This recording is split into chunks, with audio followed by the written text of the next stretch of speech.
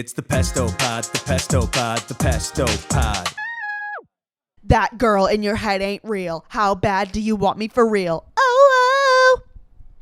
I can't stop listening to Mayhem. I cannot stop. It's so good. I don't even know what, I haven't checked Spotify to see if there's other stuff that has come out. I don't even know what artists have released new albums in the last, month, because all I've been listening to is Mayhem by Lady Gaga. It's so good. It's so good to walk to. I put my little AirPods in. You make a bad girl. Or don't get me started on when I put my freaking AirPods in, I'm walking to the train and I go, nothing me, a doctor, I can cure your disease. Yeah, I love it. I love it. Something has awakened in me. She popped off with this one. For real. For real. For real. Hey team, how's everyone doing? I had such a fun week. First and foremost, I'm sicky. I don't know if you can hear it. It's just a little allergy situation. Okay. Deal with it. My friend Emma visited me this week and we had a grand old time. I have so much to say. She's freshly 21 and she's a family friend of mine and she really hasn't been to New York City all that much. So I wanted to show her a grand old time and I really wore the hat of hostess with the mostess, in my humble opinion. We started off, we went to see Death Becomes Her on Broadway. Loved it. I thought it was so good. Very campy, very silly. A good show to see, I would say, if you're visiting New York. It's worth it. And I got really cheap seats and no seat's a bad seat. We were in the dead fucking last row and I still had a very clear view of what was going on. I knew Megan Hilty and I knew Michelle Williams Obvi from Destiny's Child. I don't know who played the second female lead, the Goldie Hawn girl. I will say I do like the movie a little better. I think that's just because I am very partial to Queen Meryl Streep. But it was so good. It was such a good, wholesome, I was that was a good Broadway experience I just had. And the music I thought was great. You know the music, even if you think you don't, because you know the sound. That was rude. That was really fucking rude. That's from Death Becomes Her. It's a TikTok audio. And I was like, this is what I immediately clocked. Loved Michelle Williams' song. Yeah, campy, if I didn't say that already. I always judge a musical when I leave the musical. Am I singing the songs? Are the songs stuck in my head? Do I remember them? If there have been many times when I've left a musical and been I can't name a single fucking song I just heard. The time that comes to mind is when I went to see Diana, the Princess Diana musical. Couldn't tell you a single fucking song from that show. But Death Becomes Her, I was leaving the theater and I was singing the Michelle Williams song. Buyers beware, siempre vida. Love. It was great. The movie is just Meryl is so good and I don't know, it's so ridiculous and bizarre that I just liked it. But the show really knocked my socks off, I gotta say. After we saw Death Becomes Her, we had, what did we do the next? Oh, we went to the Met. It was raining, so it was shitty because New York City is so ass in the rain. Everything's gross, muddy, stinky, damp, obviously. So we went to the Met. We actually walked to the Met, which is nice. It's definitely over a mile walk from my apartment, and we walked through Central Park. So cutesy little walk. The Met, I've said this before, I love it so much more than the MoMA. I am not a big art person, but the Met I could do every day. It is so, I love it. The MoMA, I don't know. The MoMA, I guess if you like to see literally paint on a canvas, then you can go. But the Met is just so much more extravagant. The paintings are all huge and beautiful Renaissance. The frames are all gilded and gold, and there's sculptures of Greek gods and shit. And you don't get that at the MoMA. You don't get that. You get here's a sculpture of a giant toothbrush, and it symbolizes the AIDS crisis. Okay, so I'm having trouble connecting the dots here. I just like the MoMA a lot more. I mean, shut the fuck up. The Met. I'm a Met girl through and through. Through and through. Did we see anything like particular at the Met that I was like gagged for? Oh, this is my favorite part of the Met every time. There is a section at the Metropolitan Museum of Art that is European decorative arts, and it's all like replicas of rooms from like, you know, the Rococo era, or like I don't want to say Renaissance, maybe like Regency, whatever, Europe. Like replicas of like bedrooms and living rooms and like rooms in like an aristocrat's house, I would say. Love. I love an old timey room. Rochester has the George Eastman Museum. It's just like a replica of like George Eastman's house from the 1800s. I love it. I love going through, seeing all the little details, how everything was decorated. Everything's always so intricate and handmade and beautiful. I love that. And that's my favorite part of the Met. They have like these bedrooms that are like, they do that thing where they have the like frosted windows and there's a light coming from the other side. So it really looks like you're in a real room, like outside, and the beds are all huge. They have canopies, and it gives Barbie Princess and the Pauper. It's a temporary setback. It's a momentary loss. Those are the vibes. And I live. Also, actually, speaking of Barbie Princess and the Pauper, there's like a little reconstructed living room that, you know, has like the sitting room, if you will, and it has like a piano and a harp, and it's where the wealthy families would entertain the guests.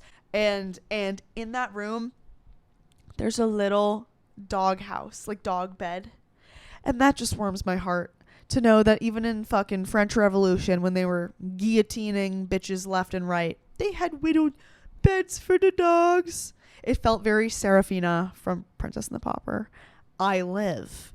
That's my favorite part. It kind of gave, when we went to, as if I took all of you with me. Wish I could. When I went to the art museum in Chicago, and they have those tiny little room replicas, that scratched an itch in my brain. That like just scratched my cerebellum raw.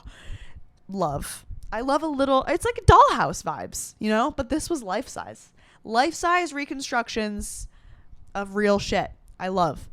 And if you ever get to the cloisters, the Met cloisters, they have, not as exciting because there's no furniture, but they have like replicas of really old tombs and churches, because it's more, I consider the cloisters to be more of like an architectural museum. So that is super cool. That's the kind of art I could be into. Just stuff that you can like get, like, I like extravagance and splendor. I'm not here to see a fucking splat of paint on a canvas by Jackson Pollock and be worth $60 million. Like, I'm just not here for it.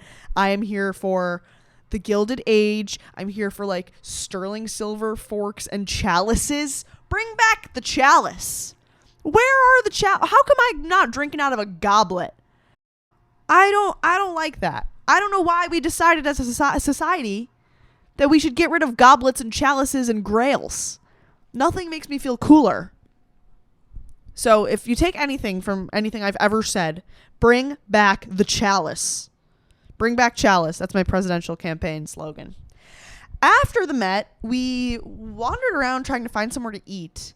I have a little bit of beef, actually, with the area around the Met, because there is no affordable place to sit down and eat.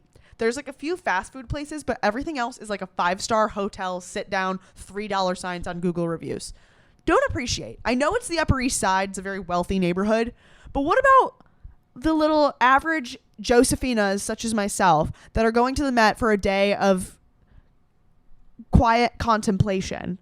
And now you're telling me we can't sit down and get a chicken Caesar salad with a side of fries? Under $30? That's redonkulous. That's redonk. That was rude. That was really fucking rude. So we ended up getting like a deli sandwich at some freaking place with no seating, and we had found a bench and sat there, which is lovely. It was raining, so it would have been nice to have somewhere with a table, but we figured it out.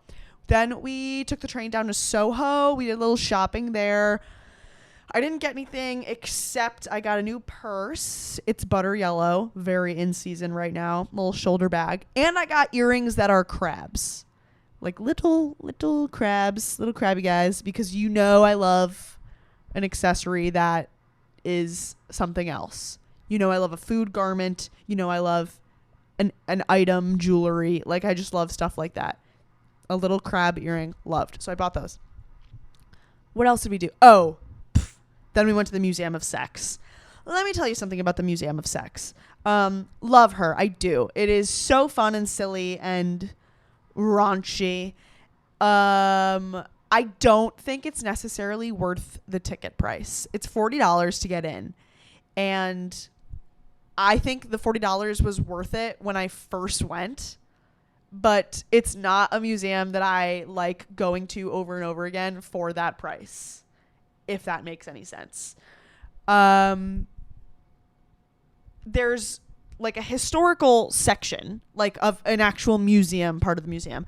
And it's, you know, here's like early, like the first Playboy magazine, and here's Hugh Hefner's robe, and here's a sex chair from like a 1800s brothel. That stuff is like so cool. I think that's very interesting. I actually went to a sex museum in Prague in the Czech Republic. I went to I think it was called the Museum of Sex Machines, and that was fucking dope. It had like the first dildo like used by cavemen. Fucking Wilma Flintstone getting freaky on that shit. It had so much stuff. One thing that I remember weirdly that's like sticking to me is it had this like device from like medieval Europe or some shit that was for like monks or priests or something in training, and it was like this ring that would go in their underwear, and it had like razors on it or like spikes, and if your like dick got hard, it would get stabbed. So it was to discourage the boner.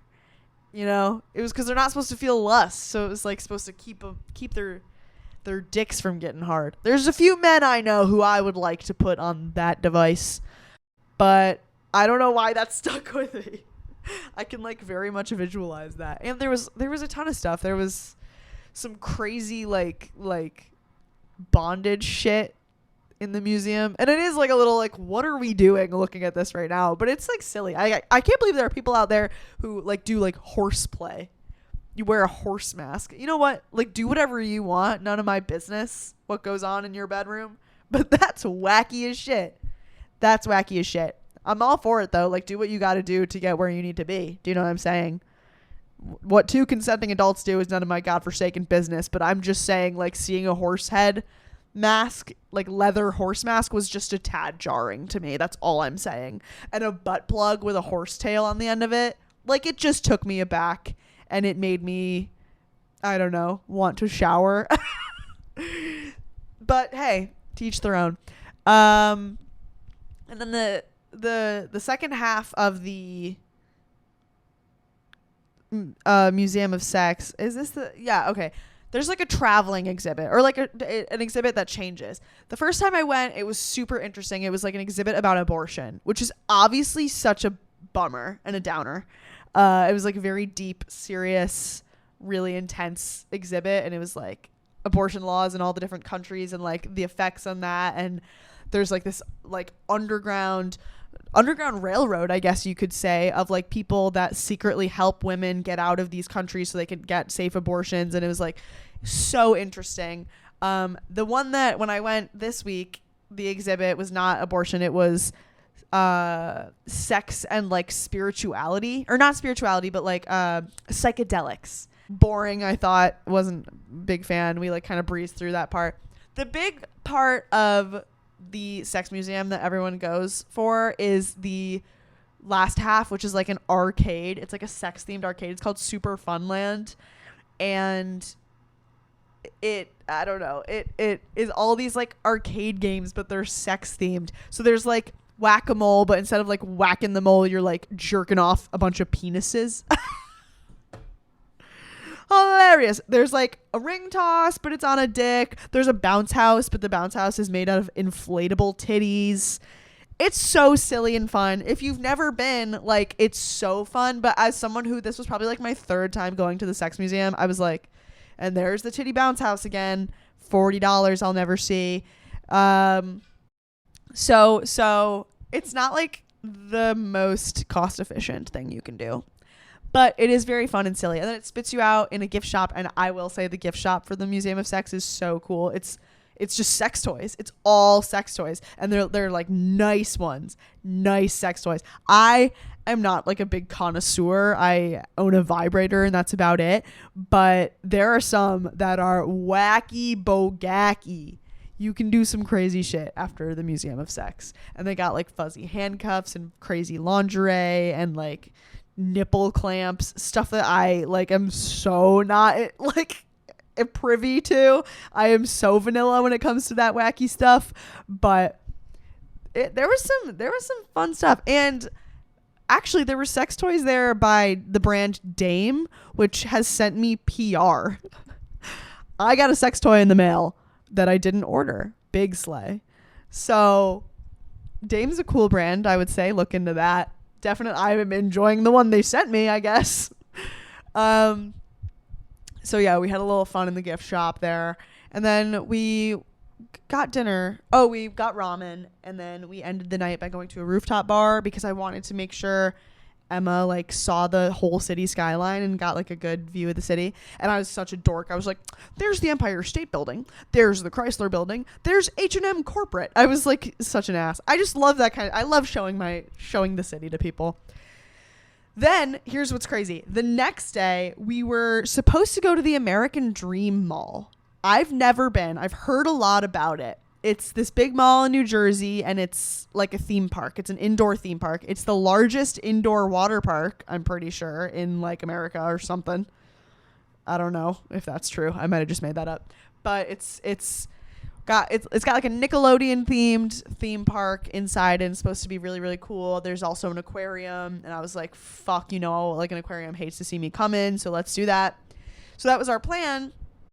And then we wake up Friday morning. I'm like, let me check the train schedule to see when we're going to the American Dream Mall. Holy shit. Do you guys hear that? Do you guys hear that?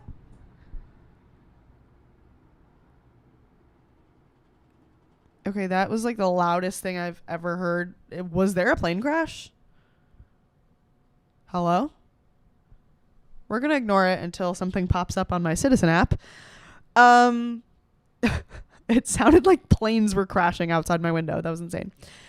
Anywho, I go to check the train schedule. Don't you know the NJ Transit goes on a historic strike for the first time ever? It's the first time since like the 80s. The NJ Transit workers went on a strike and the trains were not running. So I was like, there goes the American Dream Mall. But that's okay because I secretly don't do great with roller coasters. I love them. I can do maybe like 2 or 3 rides and then like I have to throw up.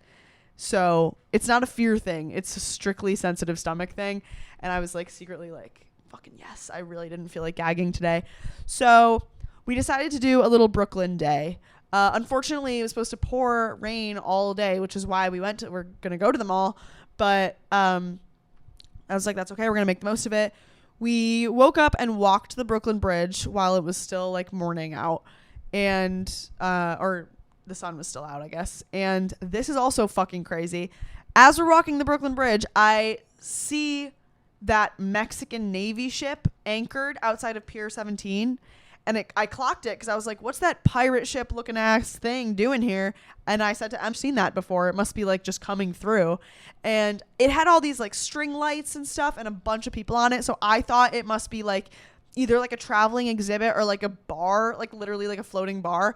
And then don't you know, hours after we crossed the Brooklyn Bridge, that fucking boat crashed into the Brooklyn Bridge. Have you guys seen that on the internet? Look up Mexican Navy ship Brooklyn Bridge. It crashed into the Brooklyn Bridge. 2 people died. It was like a large disaster. The bridge received damage. The boat is fucked. I don't know what happened if they just like didn't measure the height correctly, but they crashed that shit. And I saw it hours before.